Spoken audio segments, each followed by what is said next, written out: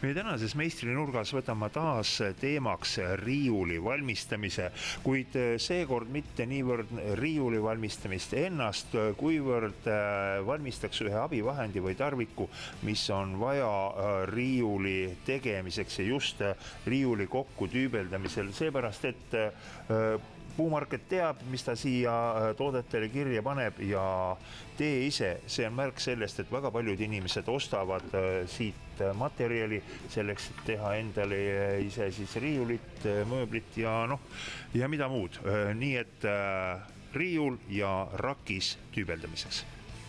Ja oma meistrinurga saatelõiguga siin töötoas läheme edasi kõigepealt ühe vana võla likvideerimisega. Nimelt üks televaataja Tartust tundis huvi, kus kohast ma hankisin need mööblirattad, mida oli võimalik siis külje pealt kinnitada. Tunneb välja, et inimene Tartus otsis ja mitte kuskilt ei leidnud. Ausalt öelda, ma ei ole kaupluse kettidega niivõrd kursis, mis kauplused kus on, kas Bauhausi kauplusi Tartus ka on. Kui ei ole, siis on ilmselt selge, et Tartust ei leidnud, sest nimelt mina leidsin need rattad Tallinnast Bauhausi kauplusest, nii et kui Tallinnasse satute, astuge läbi ja sealt ilmselt leiate konkreetselt. Ma leidsin need Haabersti kauplusest. Aga nii palju sellest teemast. Nüüd edasi.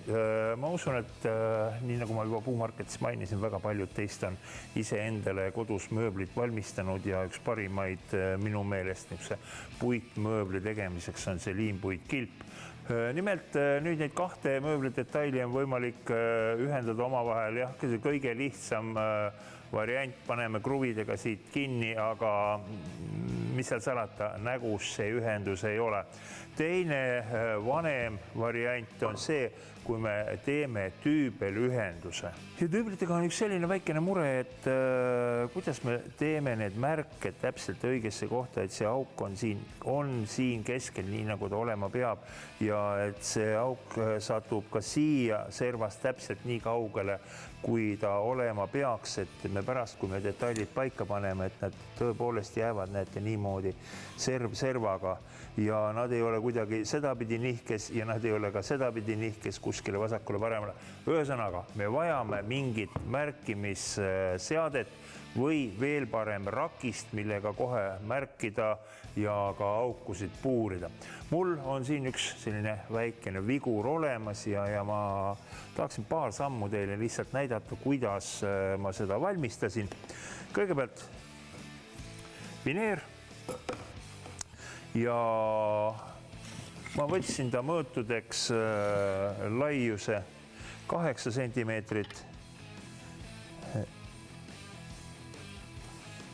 ja pikkuse kuskil 14 sentimeetrit. See on väikese varuga võetud nüüd, et me saame siit hiljem vajadusel ka mingid osad maha lõigata, kui me peaksime kuskil natukenegi eksima. Ja nii nagu selle tööriista pealt või rakise pealt siit näete, siin on selline pikk ovaalne ava ja üks ja teine ovaalne ava veel, mis läheb nagu külje seest välja. Nende tegemine nüüd minu meelest oli kogu selle protsessi juures üks keerukamaid asju. Mul on frees juba seadistatud, siin on, kuna tegemist on 8 tüübliga, siis siin on ka 8 frees sees ja kauguspiirajad on peale pandud ning ma teen väikese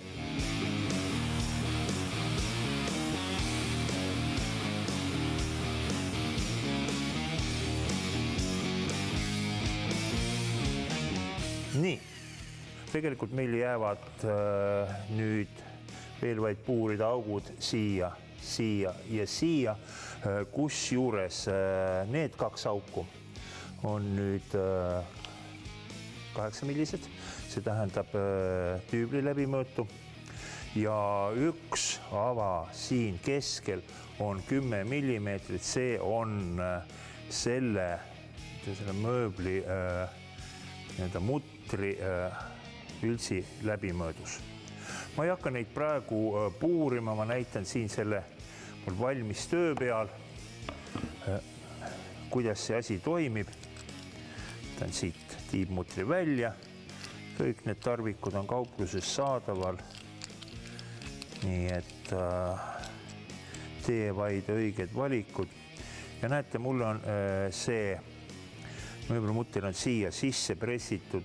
Selle saab lüüa ka haamriga sisse, et need peened nagad lähevad siin vineeri sisse, aga väga korrektne tulemus oli, kui kruustangide vahel seda sisse pressida.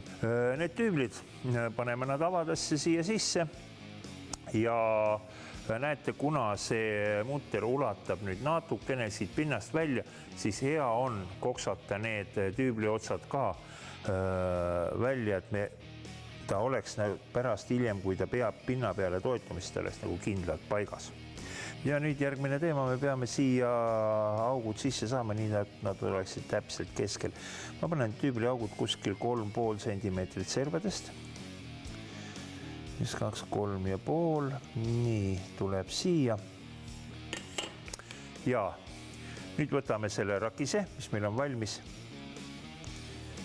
Ning ma panen ta siia peale, ma näen seda märget siit läbi augu keskelt. Kuna need tüüblid toetuvad nüüd siia servade vastu ja see kolmas auk on meil täpselt keskel, siis vaatame, kuidas see asi välja tuleb.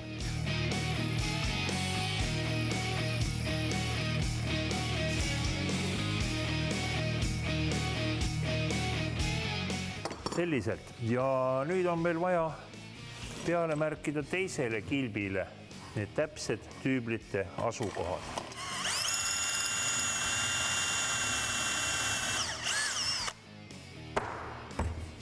Ma ütleksin igal juhul, ise olen rahul.